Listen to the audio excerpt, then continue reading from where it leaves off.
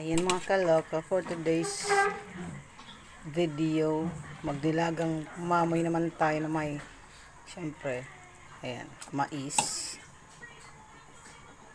Ayan, mais with bagyo pechay at beans.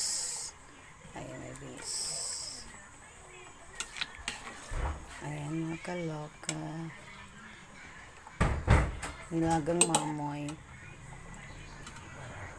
Sabi ko magda-diet ako, bukas na lang. At syempre itong dahil sa hindi na ilan. Ayan. Diba?